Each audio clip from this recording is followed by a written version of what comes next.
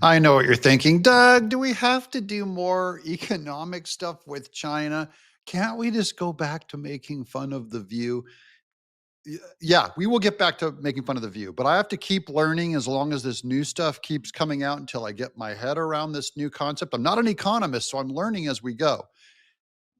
These guys are the smart guys. These two guys right here. Peter Thiel is the guy on the right from Palantir. I'll get to what they have to say, but they're talking about the Trump tariffs, why it's not enough, why China is about 50% of our problem. And it's not going to make sense until we get around our head around that fact that this is a trade war with China and it's really focused all about them and not so much about the tariffs or the stock market. You'll hear all this other stuff. What's inflation at? Trump is launching a much bigger war that is necessary, an economic war. So no bodies will be killed.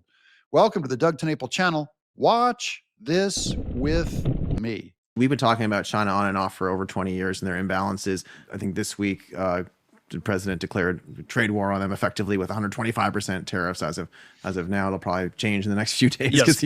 Okay, that's Joe. And this guy here is Peter Thiel. These are two genius, multi-millionaire, giant crypto guys. This Palantir guy, that Joe guy that was asking the question, they manufacture drones and military stuff like that. $1 billion, billions and billions of a dollar company. So they have a unique perspective on what's going on with China, and they're Trump supporters. These things keep changing. Yes. So, but it's like, what do you think of the trade and tariff policy? What's going to happen? Bond yields sold off more than I expected. The yields went higher than I expected so far. Like what's going on? Yeah, I'm hesitant to comment since obviously it's a very, very fluid situation, but something like the sort of reset they're talking about now seems where we're going, where you need a very drastic reset with China. In theory, you need a reset with other people, but what we really need to get them to do is also reset things with China. Okay, this is about putting pressure on China. What does he mean? I'm going to help explain this to you guys. You need to reset with China. It doesn't just work to reset with China, because if you don't reset with other people, other countries, right, and remake things fair with them, when China loses all of our manufacturing, they'll go fill in the gaps. So Germany, Canada, Europe will just go do their business at China, because China will drop their wages to try and make up for the amount of work that they're losing with us. So we have to work with our allies if we're going to properly pressure China to change. I think the rough numbers are that about a quarter of the U.S. trade deficit is bilaterally with China, but another quarter is indirectly with China. So China is sort of half the problem, and so it's. What does he mean by indirectly with China? 25% directly with China, 25% indirectly with China. This is part of how China rips us off, and a lot of it has to do with Mexico. So we have a certain amount of trade. We will not allow certain things we have a tariff on them or an embargo on them from China, and we won't let them into the country. Might be illegal, like steroid pills or something that are not allowed on our market. The way they get around that, and China faces higher tariffs than most, the way China gets around that, they manufacture all the individual parts, let's say for a toy action figure. And we have a free trade deal with Mexico back before the tariff went up on Mexico, because we're punishing them for doing these back deals with China. But China manufactures all the parts for cheap, sends it to Mexico. Mexico assembles the forbidden object, and then Mexico imports it into America through the front door. And they don't have to pay the Chinese tariff. You know what I mean? So they worked around it. And that's what he means by indirectly. They're doing that with another 25% of manufacturing. So this might be manufacturing done in Mexico, other countries besides China. Like China might be assembling a whole car down in Mexico, but all the pieces are made in China. They're only purposefully not building it there and shipping it over here to avoid a high tariff. There. Components that then get reassembled elsewhere. And then China is the geopolitical rival. So there's a way in which if people in Mercedes in Germany are selling cars to the U.S., we might want to have those pretty well-paying jobs in the U.S. and not in Germany. And there are all kinds of sort of mercantilist policies that at the margins Germany engages in. But it's probably not going to repurpose the Mercedes factory to build tanks to invade the U.S. or something like this. Yeah. Whereas this this sort of dual use problem is the problem with China. Okay, now we're going to get into the dual use problem. What does this mean? He specifically brought up the Mercedes-Benz building of cars or tanks in Germany. Okay.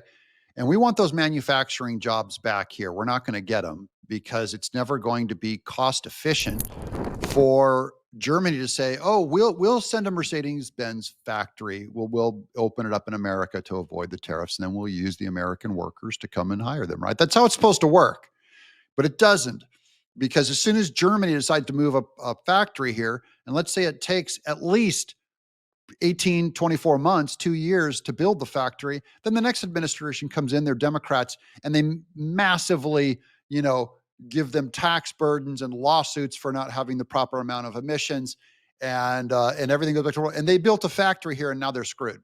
So you have to actually punish a country by much higher than our measly little tariffs that we're going against Germany on with Trump to really move a manufacturing back here. Now, the other problem is Germany can take that factory, they can make cars.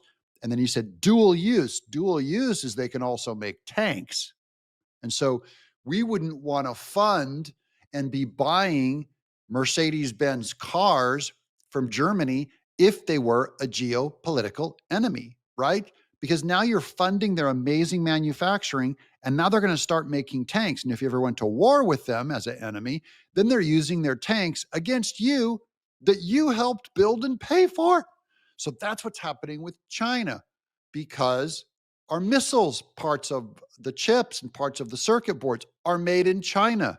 Our drones, about 80 to 90% of the little propellers and gizmos and servos, we don't have that manufacturing here. We mostly don't have it here. Most of it is made in China. So they're sending us drones that they manufacture and they have kind of master control of. So they can put a chip in your drone. You buy an army of 180,000 drones, and suddenly China pushes one button and it triggers the chip and they all drop out of the sky right when you're trying to send a bunch of drones after a Chinese warship that's coming into San Francisco Bay. Okay, that's an exaggerated thing, but that's the root idea of dual use being a problem. Dual use being we can fund drones over in China and chips for rockets and tanks and smart cars and military vehicles. And China, we're helping them. They made a dual use factory, and now they can make their own drones and make them better than ours and win us at any kind. And so China is a geopolitical enemy of ours. I know Trump says they're our friend, but that's all kind of how he's navigating the whole thing. But you can see, and China, we can't make an electric car here by ourselves. The most American made electric car is the Tesla, but there's still components to the batteries, and rare earth minerals is where China really has us by the groin. Rare earth minerals, because our environmental policies have kept us from digging, strip mining, lithium for lithium ion batteries, uranium, all that. It's all getting either done directly in China, or China did all that business buying up land and ports in Africa. And that's where they're doing all their strip mining to pull uranium. Bottom line is, if suddenly we go into a full-blown embargo with China, that's when you cut everything off and go, it's like an act of war, okay? You flat out say, you're hostile. We will never do business with you. This is an embargo. There will be no buying of Chinese goods in America. And we tell all of our allies, you also can't buy stuff from China. This is an embargo. These are sanctions like we have on Iran. Well, as soon as we did that, China would say, fine, you get no more of our rare earth minerals. You get no more of our manufacturing drones. You get no more of our chips and boards. And we have a flotilla embargo around Taiwan, so you also can't get them from there. Like, they could do that kind of stuff right now. America would come to a screeching halt if we could not make those electric batteries, lithium ion batteries, out at China. That's why it is so dangerous that we have offloaded so much of our stuff, and we were being naive. back in the year 2000 when we opened up that trade with China. We said, we'll be nice to them. Everything's going to be fine in the future. China will agree to follow all these rules and everyone's going to be happy. So that manufacturing only exists if you trust them. And we have no reason to trust them. Okay. They have broken every single rule that we set up with them. And they're stealing our intellectual property. And there's nothing we can do about it. And now we've offloaded, gutted tens of thousands of factories that have been shut down because China targeted them and shut them down. That's what Kevin O'Leary's been saying. Okay. Now you get the dual use thing.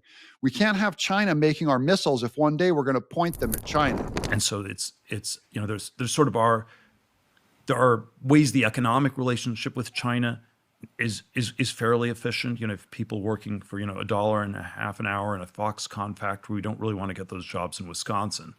But it is this geopolitical rivalry where that's in the background, where that you have to somehow factor in this, that the economists never are able to factor in properly with China. And so I think, yeah, the I don't know, I'm not sure I would call this the optimistic plan, but the reset in trade that seems desirable to me would be that we radically change the relationship with China, and we sort of induce a lot of other countries to radically change their relationship with China. We can't do it alone. We have to have other nations do it, or they will just, go do a side deal and push us out. And so and by the way, guys, it's not just tariffs that we need to raise up. There's a bunch of, just because they agree and go, okay, fine, we'll zero out the tariff. And then China will go, we'll keep breaking the law and you still won't be able to address us in our courts. We'll still break the law and you can do nothing about it. See, you have to do more than just tariffs with China. That's why China is the big target. It's much worse than just bad trade. And that's how we, and maybe that's how we build a stronger Western alliance of the free world. Yeah. There's going to be some interesting negotiations in the next few months. Do you think that we could bring, maybe using AI, some more advanced manufacturing here that was in China? Is that a real thing the next decade, to do a bunch more of it here thanks to our more efficiencies and productivity? Yeah. Can we use AI to get more manufacturing over here? Yeah, we're going to beat them in the AI and robot race, but they're escalating also. That's why AI right now is the number one concern in American tech. We have to beat China at the AI, artificial intelligence race. There's probably always a decent amount of things like that. You have to you have to always be extremely granular on how expensive the robots are, how expensive the equipment is, because in some sense manufacturing has been getting steadily more automated for 250 years. And, and you've had the machines that make the machines that make the machines are getting sort of smarter and more complicated.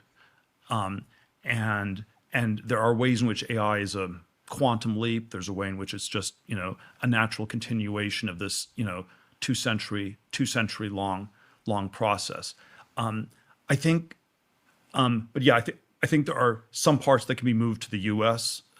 With AI, maybe also if you change some of the environmental rules and some of the other anti-industrial policies we have in the U.S. But then if parts of this are moved to other emerging market countries, Vietnam is, look, it's a communist country. It has bad mercantilist policies, but it's not planning to take over the world. And so at the margins, if we can move things from China to Vietnam, that's a big win.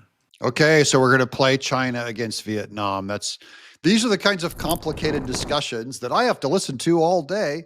And I thought I'd invite you into this one just to show you that the China problem is much bigger than just tariffs. And what Trump is attempting to do is so large and amazing and consequential. That is, it is significant. It's going to actually change things on the ground. And that's why all the Democrats are being so disruptive and terrified about Trump. They don't want him to succeed. And frankly, it's going to be very easy to make Trump fail. For the Democrats, that's their best shot, is to make him fail. That's the easiest thing they could do. Very hard for him to succeed. And hats off to him and all of Doge and all the American worker and all of us we're going to have to weather some pretty bad pricing for a while to weather this kind of disruption. And we'll all be heroes too if we hold tight. Are you holding tight? Let me know in the comments below if you're still on Team Trump. I'm Doug in exile.